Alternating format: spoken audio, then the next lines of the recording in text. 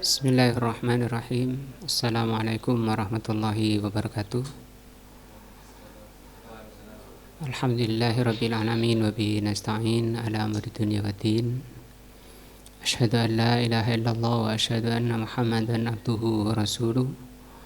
Allahumma shalli ala Muhammadin wa ala alihi wa sahbihi ajmain. Wa ba'du. Sore ini jadwal kita adalah pelajaran fikih. Dan fikih ini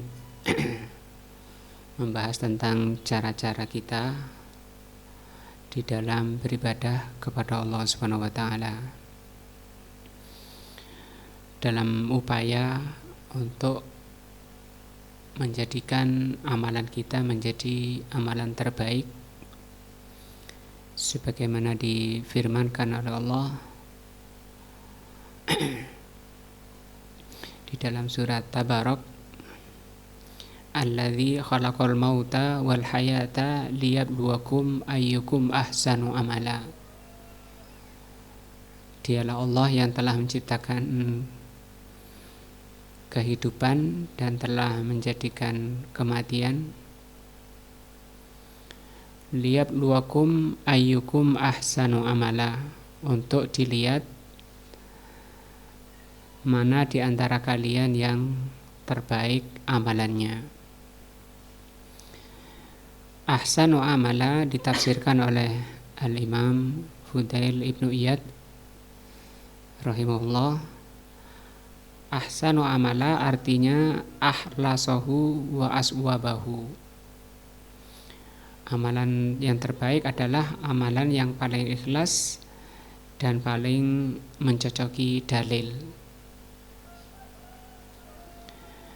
Apabila suatu amalan ikhlas tapi tidak mencocoki dalil, tidak ada contohnya, maka amalan tersebut tertolak.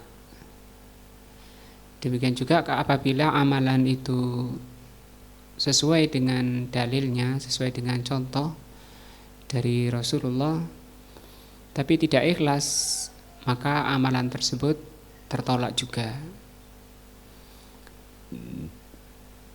Karena agama ini datangnya dari Allah dan Rasulnya, maka tidak ada jalan lain bagi kita untuk mencapai ahsanu amala, menjadikan amalan terbaik, kecuali kita harus mempelajari, belajar fikih. Dan kita pilih kitab Umdatul Ahkam karena kitab ini isinya hadis-hadis sahih saja, Bukhari dan Muslim, sehingga kita tidak perlu membahas tentang derajat hadisnya. Kita langsung fokus ke syarahnya, ke penjelasan atau ke pemahaman hadis, agar kita juga langsung bisa mengamalkannya. Kitab Thaharah yang pertama adalah kitab Thaharah. Hadis pertama an Umar bin Al-Khattabi radhiyallahu anhu qala. Hadis pertama yaitu hadis dari Umar ibn Al-Khattab radhiyallahu anhu. Qala sami'tu Rasulullah sallallahu alaihi wasallam yaqul. Umar mengatakan bahwa aku mendengar Rasulullah bersabda, Innamal a'malu binniyat. Sesungguhnya amalan itu dengan niat. Wa fi riwayatin binniyati, dengan niat. Wa innama likulli imri'in ma nawa. Dan nilai seseorang, derajat seseorang tergantung dari niatnya. Ini bisa jadi amalan orang itu banyak berbuat atau beramal, tapi busung, misalnya, kosong. Apabila amalan tersebut tidak diniati, maka yang kekal itu apabila amalan tersebut diniati. Kemudian ini faman kanat hijratuhu, ini contoh. bahwa amalan tersebut ada nilainya apabila diniati.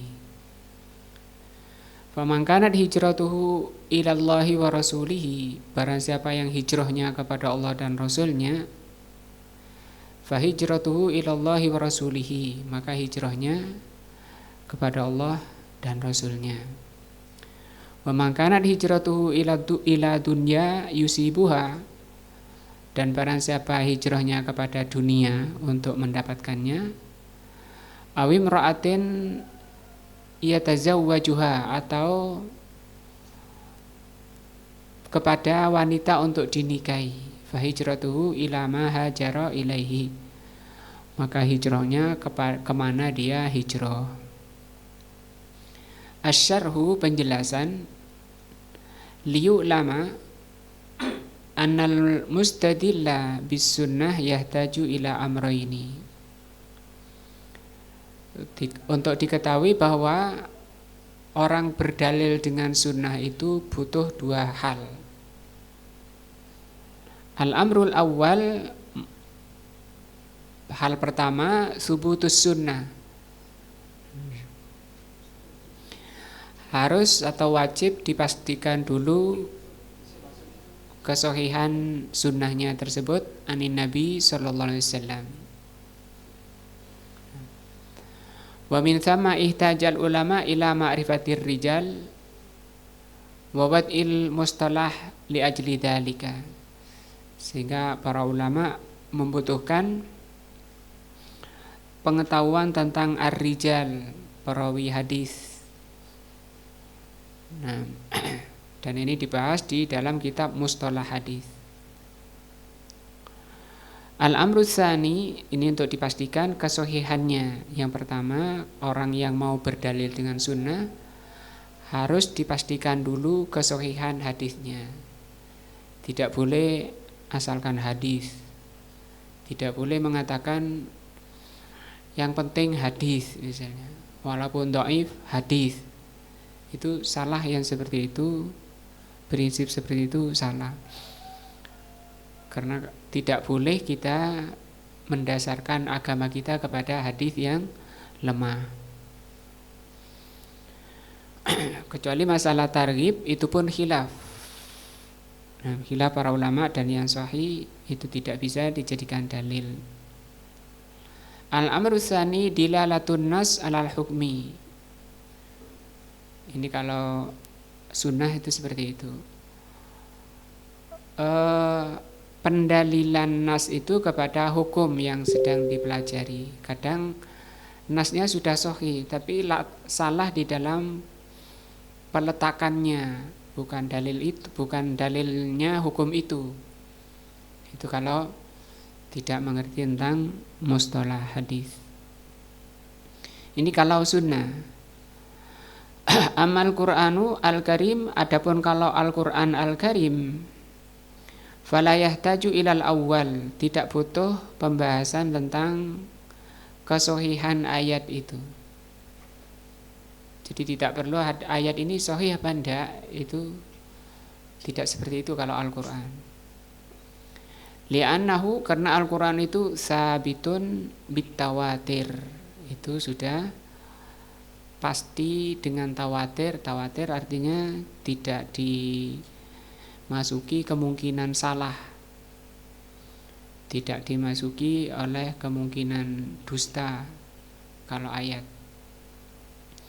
Bahkan kalau meragukan Al-Quran atau meragukan ayatnya, meragukan huruf-hurufnya, itu bisa kufur. Lakinnahu yahtaju ila tsani, kalau ayat tinggal yang dibutuhkan kedua, yang kedua, wa huwa dilalatul ayah alal hukmi, pendalilan ayat itu kepada hukum yang dibahas. Qauluhu kitabut thaharah, tadi di atas disebutkan kitabut thaharah. At-thaharatu yuradu biha al-amrani. Thaharah seringnya diartikan bersuci, ya. Itu yang dimaukan ada dua hal. Taharatul qalbi, yang kedua taharatul badan. Nah, taharatul badan mungkin yang kita kenal adalah wudu, mandi besar, tayamum. Nah, itu taharatul qalbi kenapa ditaruh paling atas? Karena ini yang paling dasar, yang lebih utama, paling utama untuk dibersihkan, disucikan. Artinya apa? Tidak ada gunanya sucinya badan kalau hatinya masih tidak suci, syirik misalnya. Nah, jadi bergunanya bersucinya badan itu kalau badannya sudah, hatinya sudah disucikan. Nah, terutama dari noda-noda syirik.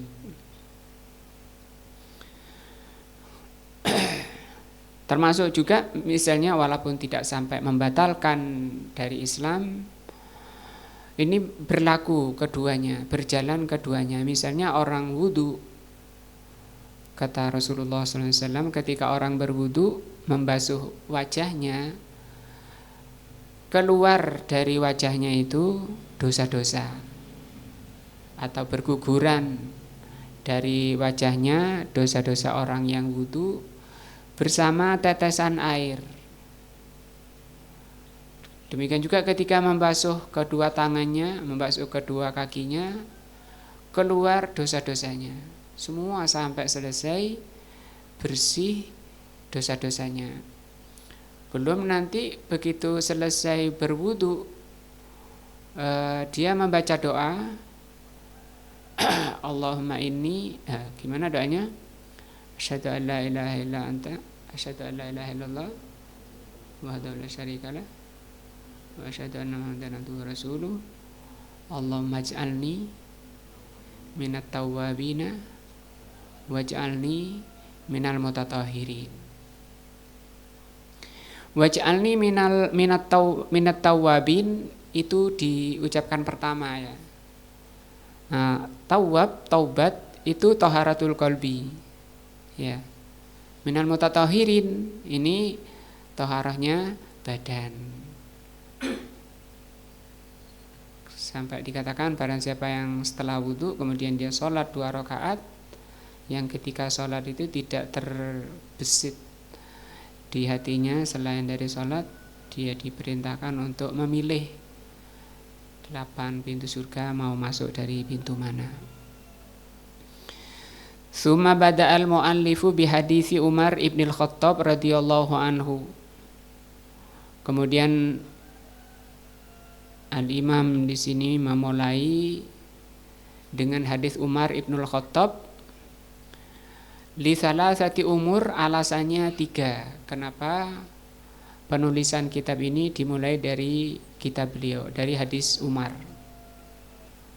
Atau hadis tentang niat, itu hadis Umar yang memang ma'ruf, terkenal. Al-awwal, alasan pertama, iktidaan bil Bukhari rahimahullah, dalam rangka mencontoh Imam Bukhari rahimahullah, haitsu bada'a bihadzal kitabi fi sahihihi. Ketika Al-Imam Bukhari di dalam sahihnya memulai dengan hadis ini, juga dalam rangka penjagaan niat supaya nanti barokah di dalam kitabnya. Asani, yang kedua, istis'aron bitashihin niyati. Istis'aron itu artinya penyadaran. Mungkin tadi masih lalai, masih tidak hadir niatnya, belum hadir. Nah, dengan cara meluruskan niat, liman bada'a bi amalin, bagi orang yang mau beramal. Jadi kenapa hampir kitab-kitab fikih itu dimulai dari sini, dari hadis ini, supaya nanti ke belakang itu bernilai tadi. Nah, karena tadi memang supaya amalan tersebut itu bernilai, ada pahalanya, itu kalau diniati. Kalau tidak, misalnya kita dengar adzan ya, setelah dengar adzan bangun ke kamar mandi, wudhu, kemudian ke masjid, jalan ke masjid setelah pakaian rapi. Nah, begitu terus setiap hari 5 waktu. Nah, itu bisa jadi dia nggak ada nilainya, nggak ada pahalanya. Bisa jadi dia tidak mendapat pahala, yaitu apabila tidak diniati. Kapan itu bernilai ada pahalanya? Kalau berniat. Nah, as-salisu yang ketiga, tambihan lil qari'i. Tambih itu artinya memberi peringatan bagi pembaca.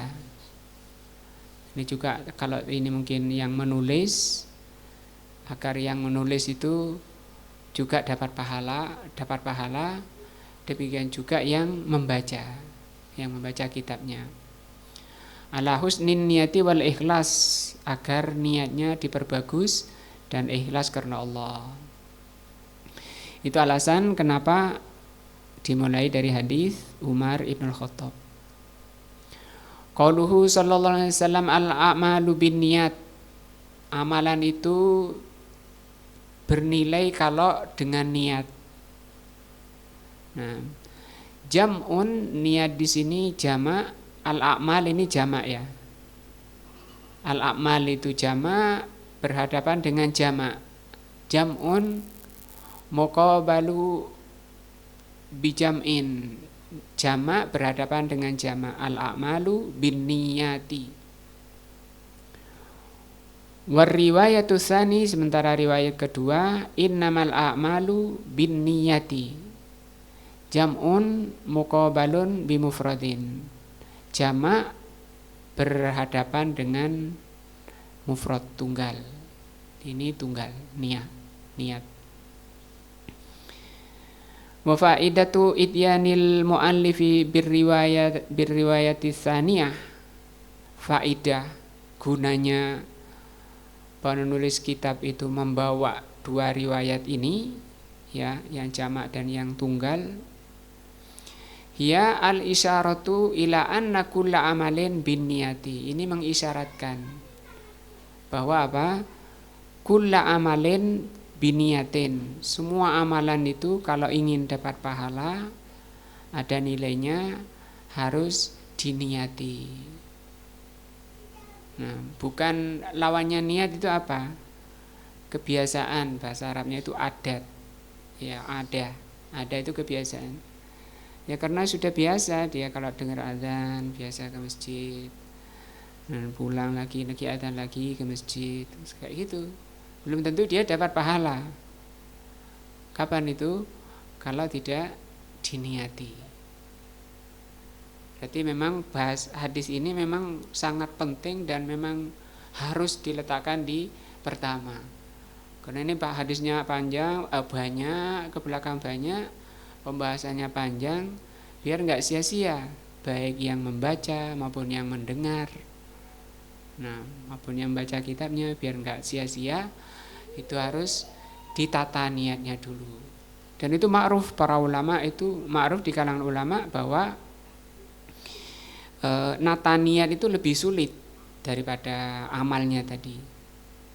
Belum lagi bahwa niat itu memang di hati ya. Niat itu amalan hati. Karena amalan hati itu berubah-ubah, mudah berubah-ubah. Nah, maka nata niat itu jauh lebih susah, lebih sulit daripada amalannya. Tapi perlu diketahui, perlu ditata niatnya, bahwa amalan itu akan ada nilainya, ada pahalanya kalau dia niat. Nah, tidak ada pahalanya kalau dia tidak berniat. Wa kaunuha jam'an muqabilan bimufradin, adapun jamak berlawanan dengan tunggal, isyaratun ila anna hadzal mufrada, mengisyaratkan bahwa yang mufrad ini la budda an yujada bi kulli mufradin min afradil jam'i. Harus ada pada setiap tunggal dari masing-masing yang jamaknya itu harus ada. Nah, qauluhu sallallahu alaihi wasallam bin niyati, sabda Rasul dengan niat tunggal di sini, ai al qasdu. Niat itu qasdu, artinya niat itu tujuan. Ala dhahirihi la amala illa biniyatin. Nah, al qasdu ala dhahirihi la amala illa biniyatin. Nah, bahwa tidak ada amalan, tidak ada nilai amalan itu kecuali kalau berniat.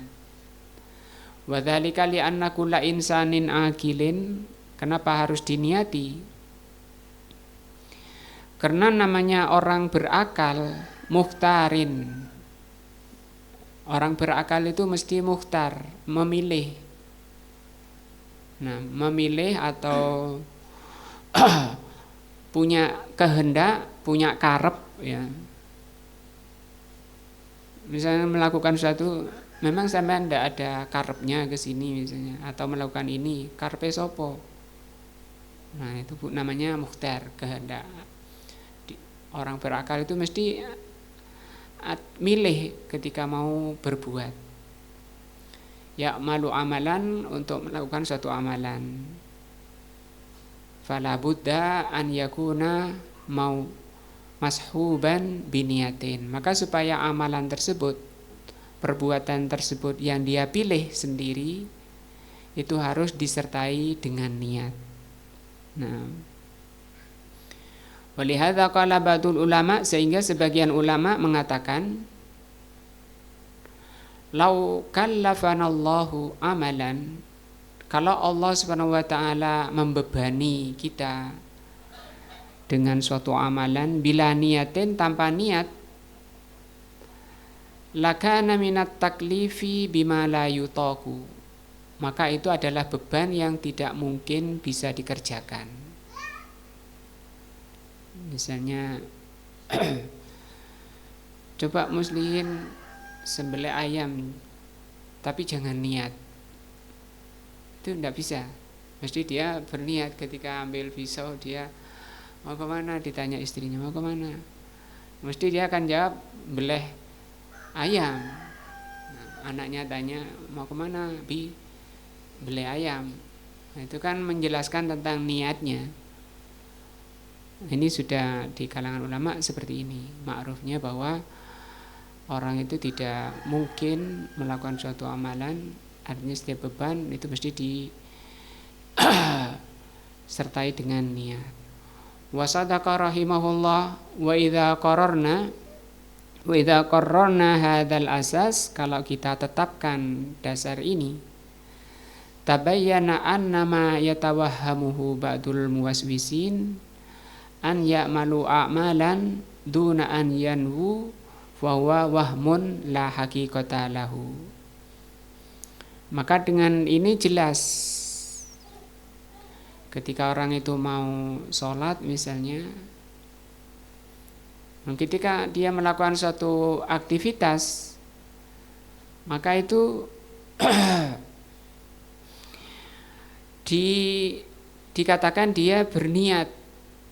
Ketika melakukan seperti misalnya mau puasa besok, kemudian dia makan sahur, padahal dia tidak mengucapkan, tapi ketika para ulama mengatakan makan sahur itu juga niat. Tabayyana annama yatawahhamuhu ba'dul muwaswisin, sedangkan apa yang diragukan oleh sebagian orang yang ragu, an ya'malu amalan, untuk melakukan suatu amalan, duna an yanwu fa huwa wahmun la haqiqata. Kalau di sini kebalikan di atas, bahwa ada kalanya kalau orang itu sudah niat tapi kemudian muncul keraguan-raguan, maka itu namanya kebingungan yang tidak ada hakikatnya. Nah, Tsumma bayyana alaihi salatu wassalam, kemudian Rasul menjelaskan anna likulli imri'in ma nawa, bahwa nilai seseorang tergantung dari niatnya. Wa hadza ma yahsulu bihi tamyiz, maka dengan ini menjadi pembeda. Faqad ya'malur rajulani, ada kalanya dua orang beramal amalan wahidan, satu amalan, sholat sama sholat misalnya, satu shaf sholatnya, wa tahtalifu niyatuhuma fi, tapi niatnya berbeda padahal amalannya sama. Kalau sholat tadi mungkin satu karena Allah yang disebut dengan ikhlas, yang kedua mungkin riya, ingin dilihat orang. Nah, kalau bacaan itu mungkin sum'ah, ingin didengar orang, bacaan saya enak misalnya, kemudian ngimami dienak-enakkan bacanya supaya orang senang pada saya. Nah, itu yang dia dapatkan, yaitu yang dia niatkan. Makanya Rasul bilang likulli imri'in ma nawa, masing-masing orang itu tergantung apa yang dia niatkan, apa yang ada di hatinya. Walihada qala, dari itu Rasul mengatakan wa innama likulli imri'in ma nawa, masing-masing orang itu tergantung dari niatnya. Ai ma likulli imri'in illa ma nawahu min khairin aw syarrin, masing-masing orang itu nilainya, hasilnya itu tergantung niatnya, apakah dapat kebaikan atau kejelekan. Dunya wa dunya au ukhra, niatnya untuk dunia atau untuk akhirat. Nah, karena bisa jadi orang walaupun sudah berkecimpung di agama, jadi dai kondang misalnya, viral, tapi dia niatnya dunia, ya dapatnya dunia. Nah, hanya saja kita menilainya secara zahir, dilihat dari timbangan agama syar'i. Wa bihadza na'rifu, dari itu kita tahu annal jumlataini laisata jumlatan wahidatan fil makna. Dengan ini maka kita tahu bahwa itu bukan satu kalimat ya di hadisnya ini. Ini bukan satu kalimat maksudnya. Di hadis ini bukan satu kalimat.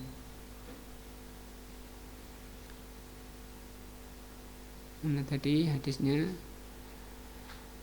Innamal a'malu binniyat wa innamal likulli imri'in ma nawa. Ini bukan satu kalimat. Kalau ini yang dibicarakan, yang diterangkan tentang amalannya, perbuatan. Kapan suatu perbuatan itu ada nilainya? Kalau diniati. Bisa jadi nggak ada nilainya. Yang ini nilai orangnya, maka nanti tergantung dari niat orangnya. Jadi ini kata beliau Syekh Ibnu Utsaimin, dua kalimat ini tadi bukan satu, dua. Nah, tidak bisa dijadikan satu dalam makna. Li'annal ula, karena yang pertama innamal a'malu binniyat libayanil waqi'i, untuk menjelaskan waqi' itu terjadinya suatu amalan, dianggapnya suatu amalan. Artinya kalau enggak diniati itu enggak dianggap. Misalnya orang gila ya. Orang gila itu junun, itu dia tidak dianggap amalannya, ibadahnya tidak sah. Makanya tidak boleh kalau orang gila itu adzan, orang gila ngimami, walaupun bacaannya enak misalnya, adzannya enak, tapi gila itu tidak sah. Kenapa? Nggak ada niatnya, karena nggak ada niatnya, tidak waqi' gitu bahasanya, tidak waqi', nggak terjadi amalan itu. Dia tanya, kamu tadi adzan? Enggak, siapa adzan? Tadi itu suaranya siapa? Enggak tahu siapa. Memang orang gila ya. Nah, siapa yang mau disalahkan kayak gitu? Ya takmirnya ya. Ya, para ulama itu membatasi gila itu apa batasannya. Seperti Imam Syafi'i rahimahullah mengatakan gila itu orang yang tidak tahu bajunya. Kadang dibalik ya, bajumu kebalik, enggak, siapa bilang kebalik. Enggak tahu sandalnya. Nah, kadang pakai sandal satu, mas sandalnya kok cuma satu, mana sih satu gitu. Ya memang satu ini kaki, ya namanya orang gila ya, itu ukuran gila. Tapi kalau orang masih bajunya masih kena itu, terus sandalnya masih kena itu belum masuk ke yang gila. Atau orang ngelindur ya, ngelindur, atau orang tidur, atau orang mabuk, itu tidak terjadi. Mabuk kemudian membunuh misalnya, mabuk mencerai istrinya, terjadi enggak perceraiannya? Tidak. Nah, itu tadi menjelaskan innamal a'malu binniyat, itu maksudnya ya.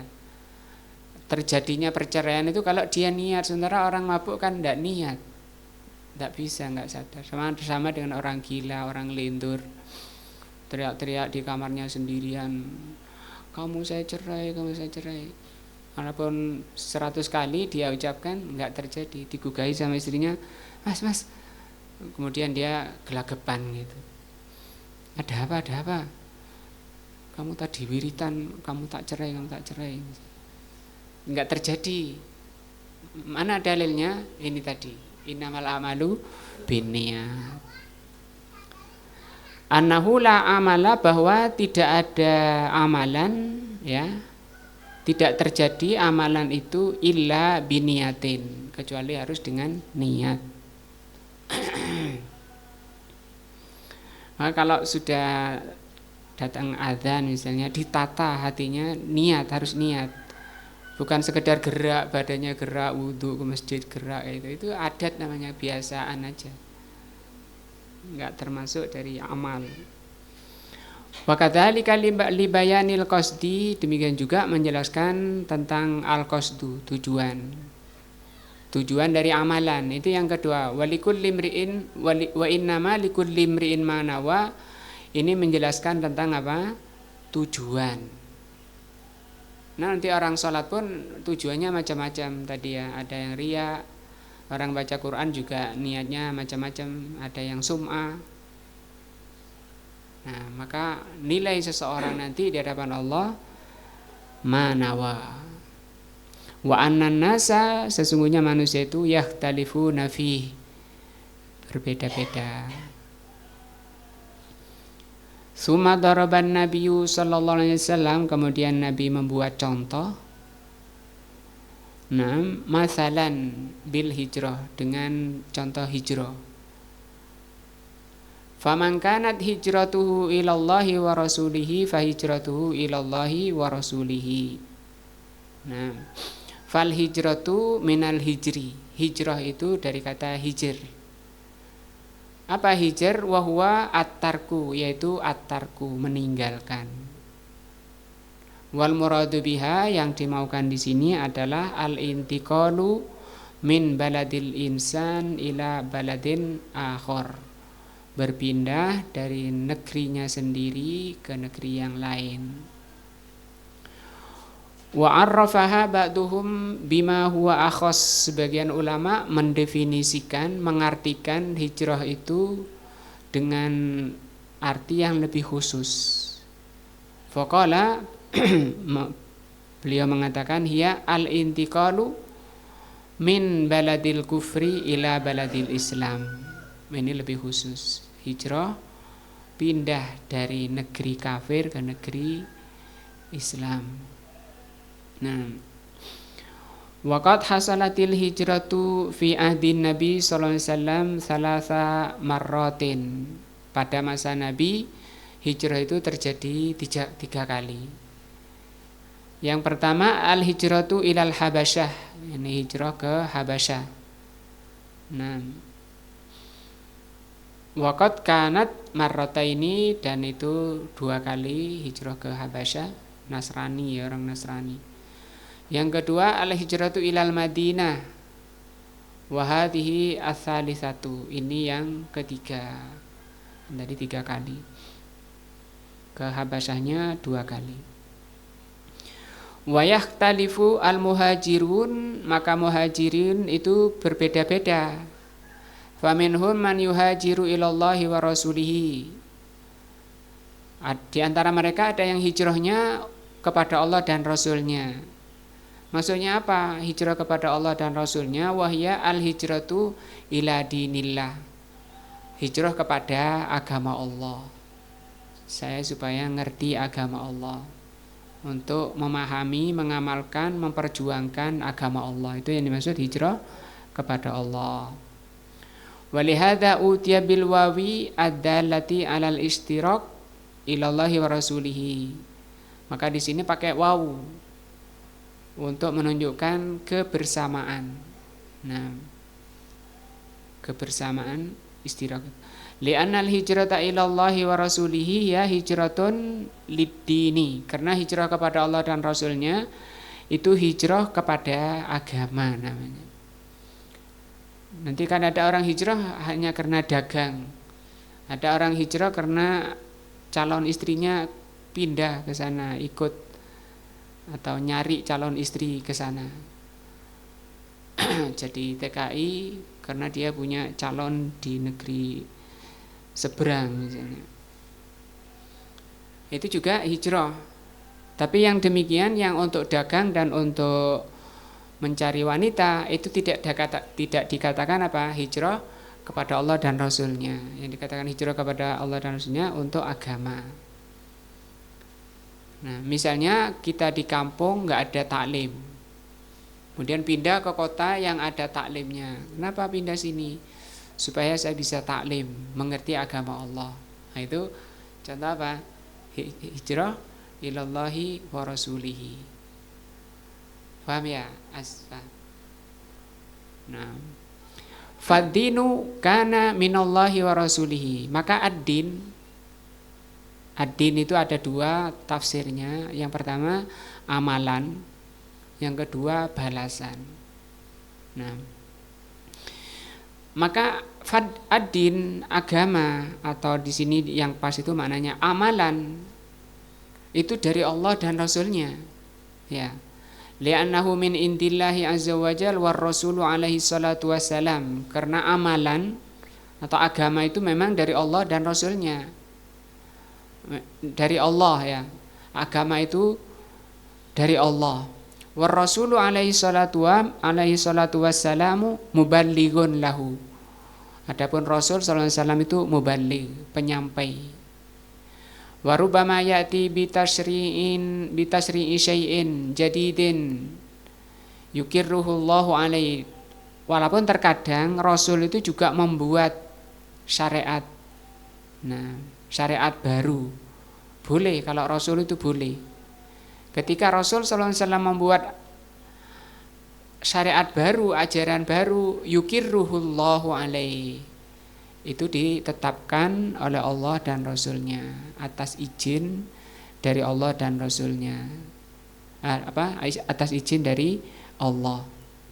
Nah, adapun selain Rasul itu tidak ada izin. Nah, fahijratuhu ilallahi wa rasulihi, maka hijrahnya kepada Allah dan Rasulnya, takni yang dimaukan, annahu balagol maksud, sampailah tujuan, puncak daripada tujuan. Tujuannya apa tadi? Allah dan Rasulnya. Wa hasalalahu ma yuridu, dan dia akan mendapatkan apa yang diinginkan. Ingin mengerti agama Allah, ingin melaksanakan agama Allah supaya diridhoi oleh Allah. Itu yang dimaksud siapa yang hijrahnya kepada Allah dan Rasulnya. Wa man kanat hijratuhu ila dunya yusibuha. Nah, adapun orang yang hijrahnya untuk mendapat dunia, wa hadhihi syahwatul batan. Ini adalah hijrah untuk syahwat perut. Nah, awi mar'atin yatazawwajuha, atau untuk mendapat wanita, untuk menikahi wanita, wa hadza syahwatul farji. Ini syahwat farj. Nah, fa hijratuhu ila ma hajara ilaihi. Nah, dua lubang ini yang banyak kata Rasul memasukkan manusia ke dalam neraka. Walam yakul Rasulullah SAW tidak mengatakan ila dunya awil mar'ati. Kenapa Rasul tidak mengatakan fahijratuhu ila dunya atau fahijratuhu ilal mar'ati? Nah, faqala ila ma hajara ilaihi, di penutupnya fahijratuhu ila ma hajara ilaihi. Maka hijrahnya kemana dia hijrah gitu. Fata'ti bihi mubhaman. Di sini Rasulullah membuat mubham. Mubham itu enggak diperjelas, ya. Tidak diperjelas kemana hijrahnya. Cuma tadi dibuatkan contoh hijrah kepada Allah dan Rasulnya. Ya, contoh kedua hijrah untuk mendapatkan dunia. Yang ketiga hijrah untuk mendapatkan wanita. Maka di penutupnya Rasul mengatakan maka hijrahnya kemana dia hijrah, ila ma hajara ilaihi. Nah, ilaihi haknya ini mubham, domir ha ini mubham. Qala ahlul ilmi, ulama mengatakan wa innama atabihi mubhaman. Kenapa di sini Rasul menggunakan mubham? Isyaratan ila inhitatihi wa annahu laisa ahlan li an yudhkara wa hadha makna la ba'sa bihi wa munasibun. Karena di sini mengisyaratkan bahwa itu tergantung nanti kemana dia memaksudkan daripada hijrahnya, yang tidak perlu nanti dibatasi. Kalau tadi kan cuma contoh, sehingga di sini tidak perlu untuk dibatasi hijrah atau niat itu, maka tergantung daripada niatnya perginya. Faqad qassama Nabi sallallahu alaihi wasallam, maka Nabi sallallahu alaihi wasallam bagi, ya, faqad qassama Nabi alaihi salatu wasallam al-hijrata ila qismaini. Sehingga kalau disimpulkan hijrah itu dibagi dua.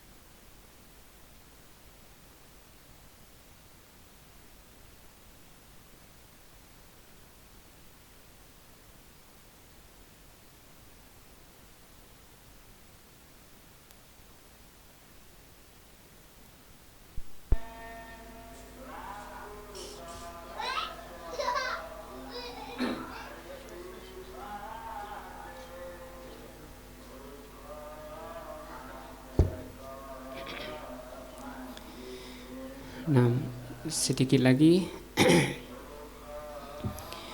Faqad qasaman nabiyyu alaihi salatu wassalam al-hijrata ila qismaini. Rasulullah sallallahu alaihi wasallam membagi hijrah itu menjadi dua. Bi'tibarin niyati wal qasdi, ditinjau dari niat dan tujuannya. Jadi hijrah itu dibagi dua ya. Ditinjau dari niatnya. Yang pertama al-hijratu lillahi wa rasulihi. Hijrah karena Allah dan Rasulnya tadi ya, untuk mempelajari agama Allah dan mengamalkannya. Yang kedua al-hijratu ila dunya awi imra'atin. Hijrah untuk mencari dunia atau mencari wanita. Wadzalika yakunu bil qasdi. Nah, maka hijrah itu ada dua. Dilihat dari tujuannya. Wa illa fal amalu wahidun, padahal amalannya satu. Ya, amalannya satu, tapi itu dibagi menjadi dua. Tergantung dari apa? Niatnya. Nah.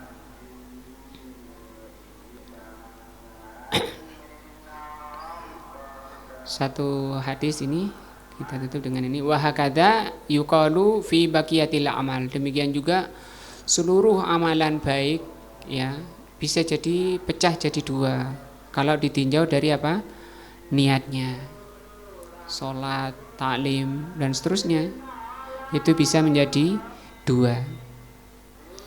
Faman talabal ilma liiqamati syariatillah. Contohnya, barang siapa taklim, menuntut ilmu untuk menegakkan agama, menegakkan syariat Allah, fahadza yunalus sawab.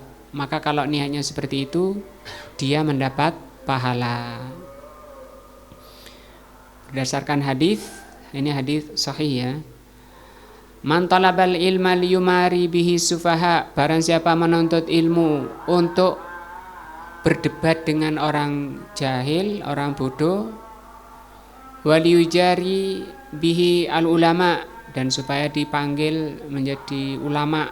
Nah, falyatabawwa maq'adahu minan nar. Maka bersiap-siaplah menempati tempat duduknya di neraka.